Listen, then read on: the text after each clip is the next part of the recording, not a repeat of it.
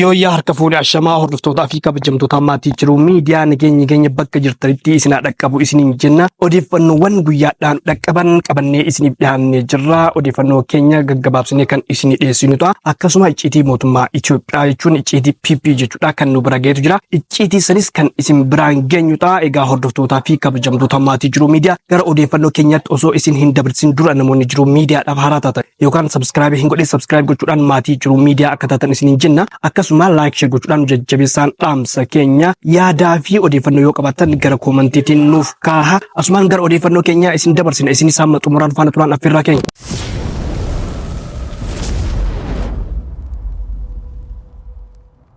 Paartiin Koongireesii Federaalistii Oromoo miseensa koree giddu galeessaa isaa tokko seeraan ala qabamuu fi hidhamuu beeksise.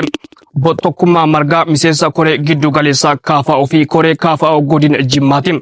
Ebla 22 bara 2017 akka lakkoofsa Itoophiyaatti waaree dura naannoo sa'aatii 4tti iddoo hojii isaanii magaalaa Jimmaa keessaa qaamolee nageenyaa mootummaatiin humnaan fuudhamaniiru jedhe KFO'n. Hanga ammaatti mana murtiitti kan hin dhiyaatin yoo ta'u buufata poolisii lammaffaa magaalaa Jimmaa keessatti seeraan ala hidhamanii jiru jedhe Koongireesii Federaalaa Oromoo. Gochaa seeraan alaa kana ilaalchisee xalayaa ebla 24 bara 2017 akka lakkoofsa Itoophiyaatti barreessinee boordii filannoo biyyoolessaa Itoophiyaa beeksisuu paartichi hime. Boordiin filannoo gama isaatiin xalayaa ebla 30 bara 2017 akka lakkoofsa Itoophiyaa barreesseen Komishinii Poolisii Oromiyaa irraa hidhamuu obbo Tokkummaa ilaalchisee ibsee gaafate. Haa ta'u malee hanga ammaatti deebiin quubsaan hin kennamne. Miseensi olaanaa paartii siyaasaa seeraan beekamtii argate tokko ajaja mana murtiitiin ala yookaan sababa seeraa ifa ta'een alatti hidhamu qaamoleen nageenya biyyattii sirna seeraa fi qajeelfamoota heera mootummaa tuffachuu isaanii ifatti agarsiisa jedhe paartiin KFO.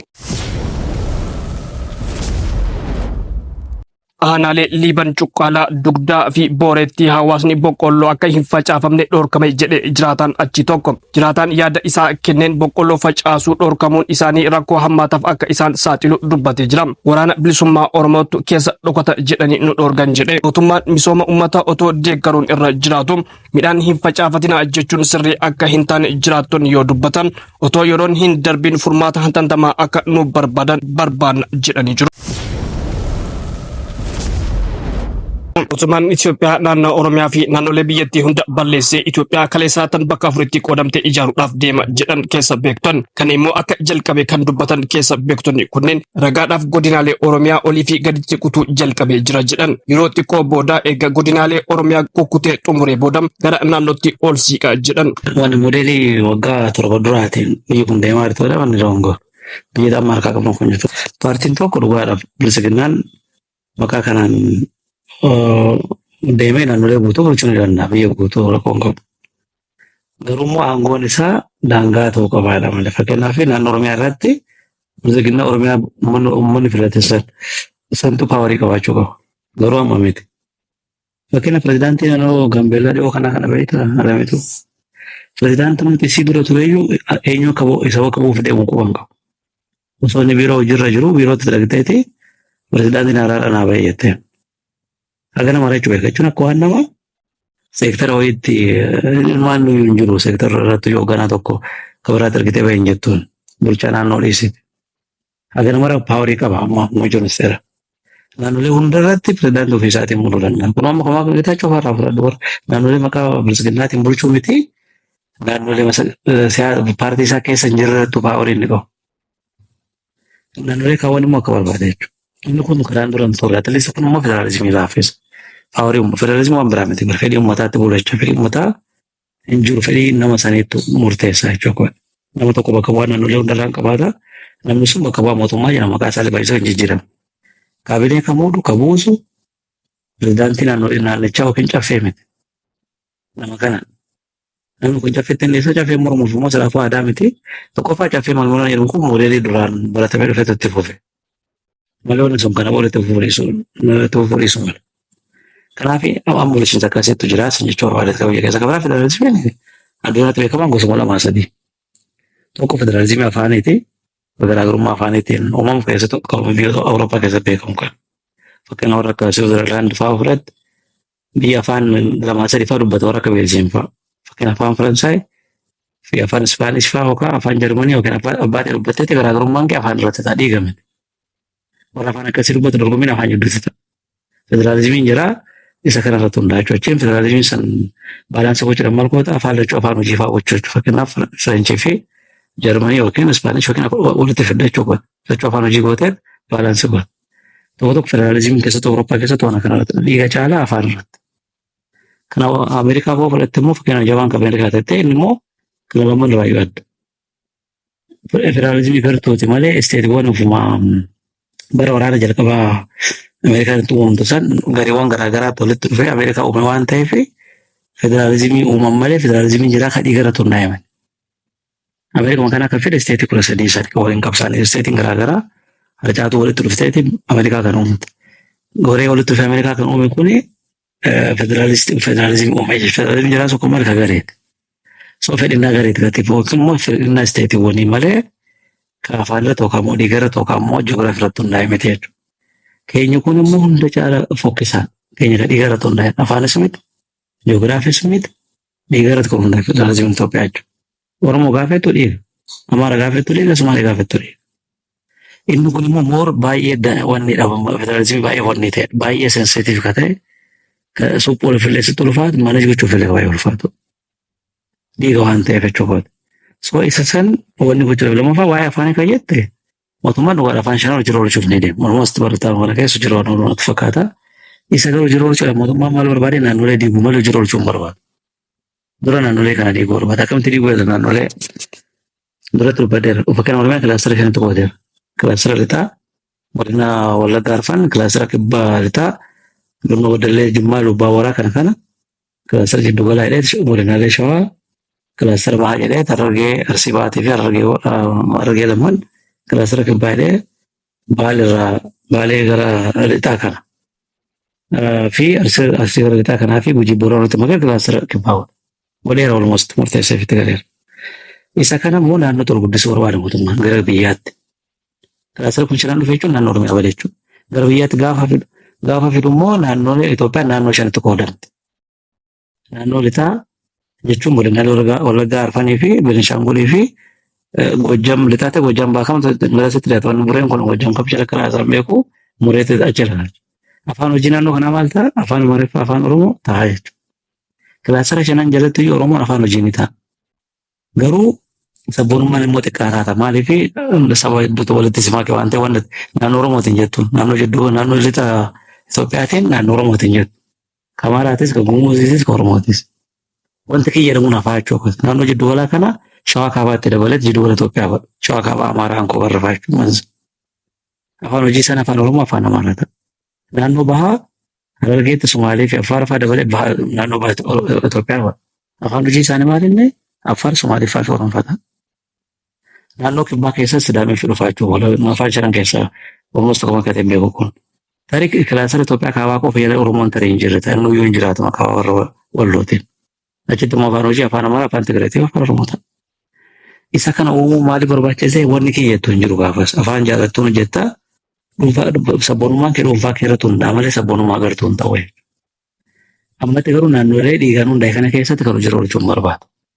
Lammaffaa naannolee kenne kanallee ofii isaanii fakkeenyaaf naannoleen hedduun komii kaasaa warra haaraa uumaman. Naannoo jiddu gala Itoophiyaa, naannoo kibba Itoophiyaa fi naannoo lixa Itoophiyaa haaraa uume sun. Baay'inni isaanii hojii ooluu dhabee walakkaa waggaatti baay'ee isaanii xumuranii aktiif ta'uu dadhaburraa kan ka'e deebisuudhaaf deemu laayisansii. Sadarkaa gungummii irra jiru amma. Akka godhe beekaati. Eeyyama kennee ka'ee akka immoo jiran oolchine silaaffisee ka'ee akka ofii deebistu godhaa jechuudha. Kaafi naannolee akka namuu sodaatu. Naannoo ta'uun hiikaa kan qabne. Amma san Oromoo sitti gaaleera. Kanaaf naannoo haaraa gaafachuuf deemu hedduun hin jiraatu. Kana jechuun gara kanatti fiduuf deemaa jechuudha adeemsa keessa. Haala kanaan egaa federaalizimii baruudhaaf deemuu isin jechuu waa fe'atu. Paartiin tokko jiraachuun federaalizimii hin balleessu. Federaalizimiin ijaarsa caaseffama mootummaadha. Paartiin paartiidha. Hojii caaseffama mootummaa sana yeroo kontiraatatti latame keessatti karraa ni godhu jechuudha. Kan inni federaalizimii balleesse jedhamu gaafa caaseffaman sana jijjiiredha malee gaafa mootummaan biyya bulchu tokko yegiddi mawaacoo walitti dhufee paartiin garaagaraa haala sabbarri sana isa wayyaaneen ijaarte sana jechuudha. Koalishinii sanaan bulchaa jiraata jechuun miti federaalizimii jechuun. Biyya Ameerikaa kan caaltu fakkeenya kan taatu federaalizimii keessatti jirti natti fakkaata. Kan jiru paartii tokko. Paartii tokko paartiin sun paartii X'n isaa mo'u paartii Y'in isaa mo'u. So nama barbaade muddataa jechuudha paartii sanatti. Inni sun maal agarsiisa seetaaf federaalizimiitu cabeedha otoo hin taane aangoon biyya sanaa akkamitti qabatama akkamitti immoo sheerii taasa jedhamu sana keessa ilaala jechuudha. So federaalizimii sana keessa ta'eyyuu implementation isaa akkamitti jedhu sana keessa seera biyya sana keessatti kan ilaalamudha. Malee bu'uurumaan federaalizimichaaf seera jedhu sana natti fakkaatu sana faana waliin argatu. Erga moo'ee booda paartiin sun isumatu biyya bulche jedhee seerri biyya sanaan eeyyamaa fi taanaan naannoo irrattis muddatee sadarkaa federaalaattis muddatee already aangoo isaa bilaatamedha. So federaalizimii cabseen jettuun jechuudha. Seera federaalizimiitiin seera laatamee fi inni kun inni lamaan immoo federaalizimii jechuun dirqama ati paartii bakka si bu'u akka naannootti akka uummataatti qabdaa jechuun miti. It's not necessary. Yoo qabaatte gaariidha. Yoo hin qabdu ta'ee ideolojiidha. Ideolojii irratti walii galtuu intaresiin kee keessatti hammatamuu ni qabdaaye. Hin qabdu taanaan atuun filattu jechuudha isa. Kan si dhiyaate keessaa isa ideolojii kee waliin deemu sana filattaa. Malee bifa baratame sanaan hiikna taanaan bikoos nama hedduu dogoggorsuu dandeenya. Isa jedhu faana kaasa. Biyya sana keessatti of course federaalizimiin haala ammatti ijaarame sanaan ta'uu dhiisuun mala garuu magaa fi bu'uura tokkotu jira jedhu. Haalli isaan itti caasisuuf yaalan suni gaarii ture. Hojjeetti qoosaatu bade. Fakkeenyaaf gaaffii afaan sana deebisuu fi dhuguma haala kanaan ijaartee afaan ofii barbaadaniin isteetonni kun akka hojjetan gochuun dimokiraatiidhas federaalizimiidhas. Son lamaanuu insii hammata jechuudha. Konseptiiwwan bu'uuraa lamaan as keessa jiran insii hammataanii. Which is good. Garuu magaafa hojjetti hiiktu namni gadi bu'ee sadarkaa seensii sanaan akka inni hiikatti uummatu sanaa eeyyamuun hin turre barsiisuudhaan na'u. Kuni kana kanaaf jedhanii barsiisuutu irra jiraata ture. Barsiisuu immoo warruma aangoorra jirantu madaleesse. Isaan kanaan barbaadanii isaanitti osoo barbaadu nama barbaadu. Ekelee bakka bu'ee dhufee ekeleen akka duuba koo hiriireen adeeggarsa hedduu sana barbaadu jechuudha. So achitti dogoggorri guddaan kan dogoggorame amma kallattiin ta'an irra deemaa jiru. Malee federaalizimiin haala qabatamaa naannoo keessatti hundaa'ee bifa garaagaraan hojjetti hiikamuu danda'a, ijaaramuu danda'a. Fakkeenyaaf akka biyyoota kanitti nan ijaaruu yoo jette Itoophiyaa keessatti hin danda'amu. Inuyyuu biyyoota kaan keessatti federaalizimiin irra istiroogiidha baay'ee wayi. Isteetonni paawarfuulidha. Humna waraanaa mataa isaanii qabu wayiidha. Humna waraanaa hamma humna qilleensaatti akka qaban beekta. Biyyoota isteetonni hanga humna qilleensaatti qabantu jira. Meeshaa gurguddaa kanneen hidhatantu jira. Lafa isaanii immoo inchii tokko kan dabarsanii walitti hin laannetu jira bari. Akkuma biyyaa ta'anii kan yuunaayitidii ta'antu jira bari. Seera mataa isaanii kan baafatan, seera federaalli baasu kan hin fudhanne. Federaalizimii akkasiitu jira. Isa akkasii namni gadi bu'ee hin odeessu mootummaatti. Federaalizimii jechuun bakka wanta seentiraaliidhaan hundumayyuu seentiraallii irraa siin qonxoramuu sana haaluma barame sanaan deemuu barbaada garuu miti. Rakkinni guddaan kun biyya sana keessatti waan tokko akka muuxannootti hin fiddaa garuu hojiirra hin oolchetu hin jiru zeeroodha. Maqaa isheen fiddaan barreessita waraqaa irratti hojiirra jiru hojiirra hin oolu. Rakkinni guddaan isa malee bu'uuraan